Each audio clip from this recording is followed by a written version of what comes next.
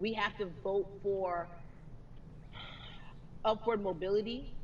We have to vote for equality in a way that is long lasting. And if we succeeded before, we can do it again. You talk about the whole. This is the time. This is not the time to give up. This is not the time to pretend a way that we haven't made progress. We have. There's still much more to be done. And you know what? We might have to get to a point where we pass the baton to our children and our children's children, but we still have work to do now for that generation.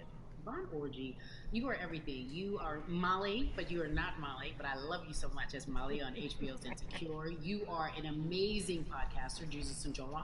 Shout out to Lovey. And then we also have movies. Like you, the world. You're a I'm model, a cover model. Also, wait, don't let me forget your hugely successful stand-up comedy special on HBO. Girl, I mean, you're doing it all, and I am so grateful. You're truly the dream, not just the American dream. You're the black girl, brown girl, do it all dream, the immigrant dream, everything. You're a beautiful, beautiful soul. I really, really mean that from the bottom of my heart. Yvonne Orgy, ladies and gentlemen, nothing but the best and excellence personified. Thank you so much. I love you so much, Mama. Mwah. Oh yeah, when they were putting things on. Yeah, la la.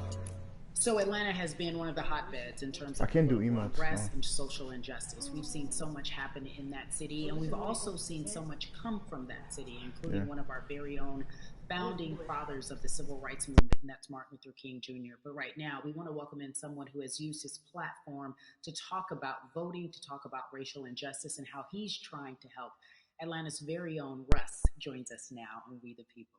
Russ, I'm not going to fan out and tell you what some of my favorite songs were that I listened to repeat on yours. We're going to get to the topic at hand. So Amazing. we got to talk about recently you did an interview where you shared your outlook on culture and music, and you also were very candid about the fact Lobby, that like the lobby you and have part of Royale is privilege quiet. and that it's necessary for you to give back. Tell everybody about what that means. As like it's very obvious, I'm white and I'm in black culture and I'm benefiting financially off of it. So I feel like if you're a white person financially watch it. benefiting off of black culture, you have to put finances back into black culture.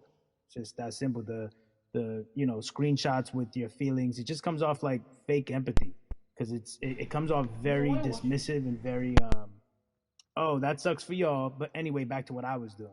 Have you felt that way always, or is it now because of the time where we are in this country?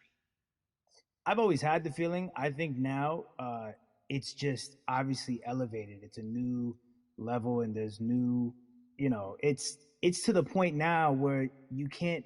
First of all, you can't not say anything. Second of all, though, I just think saying something isn't enough anymore. I think if you have the ability to put money back into a culture that you're financially benefiting from, you have the ability to, you should. It's interesting that you talk about it in that way because some people do believe that silence is the best way to go because it's hard to talk race, especially if you're white and you're in the black culture. People just feel as if they can't talk about it. They feel awkward. They feel as if they don't have the privilege or the voice or the words. How do you find yourself right now in terms of interacting with people when they want to talk to you about social injustice, police brutality, what's going on in this country right now? Well, first of all, I want to go get grapplers. picking and choosing whether you want to be silent or not about race, that's a privilege in and of itself. But no, I mean, I try to just do my best to listen No. to the black people around me and the educated black people I have in my life. So I do my best to not act like I have all the answers for everything. But check out the things. The yeah, the rap. It's on Friday. I'm joining.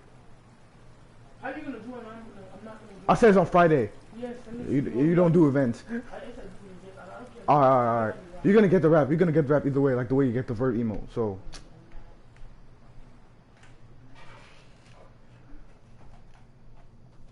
I'm looking for grapplers. Where's the freaking bus? Where's the battle bus? It's like close to the battle bus. Is that a battle? No. Oh, it's right there, right there, right there.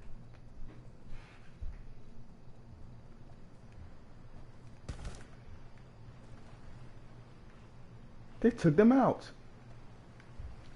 It's cool. It's cool.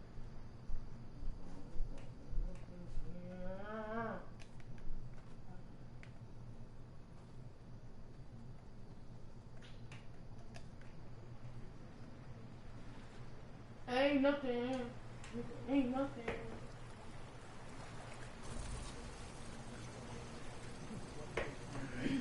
Platform than in front of a bunch of people. So one of the T-shirts I wore was, "If you want to change the system, speak up. White silence is pro-racism. The whole thing." And it didn't really it kind of got swept under the rug back then. But when all this stuff started happening again, and it's been happening, the police brutality against innocent black people, I was like, man, I'm not the biggest artist in the world, and I certainly don't have the most white fans in the world, but I got a good amount of people that I can definitely mobilize and turn into some money. And I know they're down for the cause because it's merch, it's a good thing. And I've always been outspoken anyway, And so, how am I going to be in black culture and not be outspoken about racism? And then I got to ask you this because you grew up in Atlanta, so that gives you a heads up, depending for so many people, because you're in the crux of that beautiful black city where there are so many wonderful black leaders, home of so much great music and things that speak to our culture right now. And we are really, really getting our word out, especially with this platform today, and saying Mhm. that we must use our voice to vote. Talk to me about what the importance of voting for you in this upcoming election. Yeah, so full transparency, I had never voted before, ever.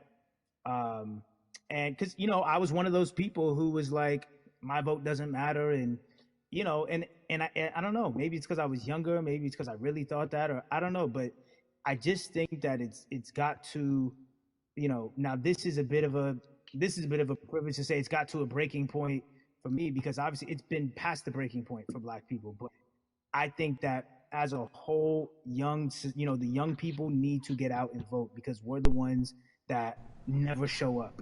You know what I mean? We never show up to vote, but we're the future. So it's like, look, we got to go out there and vote, and then whatever happens, happens. But at least we did our part. You got to do your You part. know, you're very candid in saying that you just decided to vote. And I think there's a beautiful irony in the fact that you have your fans saying, because of you, I'm voting. Right. And there's something beautiful about that. But I want to know why now for you? Why in this moment is it important for you to vote? And what hit your spirit to say, yes, this is the time to do it? Honestly, because I think that George Floyd really uh, woke up a lot of people who, including myself, who I was vocal and outspoken about racism. I put it in my lyrics. I put it on T-shirts. I would talk about it in interviews.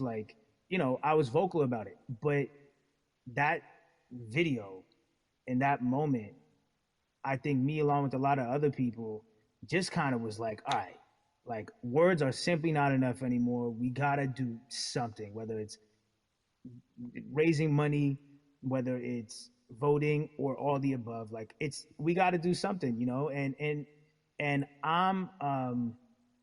I'm ashamed that it took that for me to be like, I need to raise money and I need to vote. It's a shame, and I don't know. I guess it snapped a bunch of people out of it. And even if you were vocal and whatnot, it's time to actually put your money where your mouth is. It's time to go vote. It's time to just stop talking about it and be about it. And it's been time for that, but like I said, I'm ashamed that it took me this long to actually really really be about it, but I'm here now. So, Russ, we all know that this is going to be your first time voting. Tell me what that Yeah. experience is going to be like for you in terms of what you're excited about. I think you know what it's gonna do for me. It's gonna let me know that I'm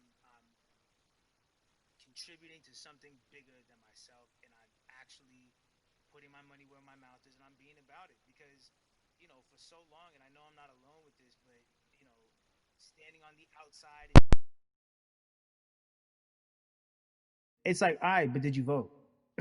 you know, and so I know it's gonna feel good to know that I played a small role, and that's the problem. I think the mentality of like my vote doesn't matter needs to be changed to my vote, albeit small, does matter. It's a role I'm playing, and if I play my part and you play your part, and he and she plays their part, then we make a difference. But it'll feel. I have a feeling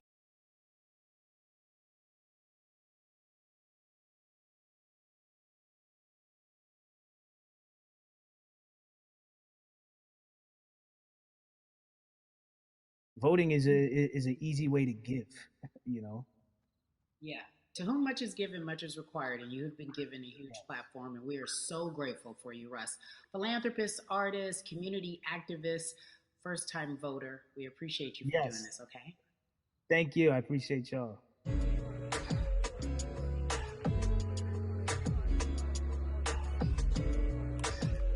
Yeah, la la.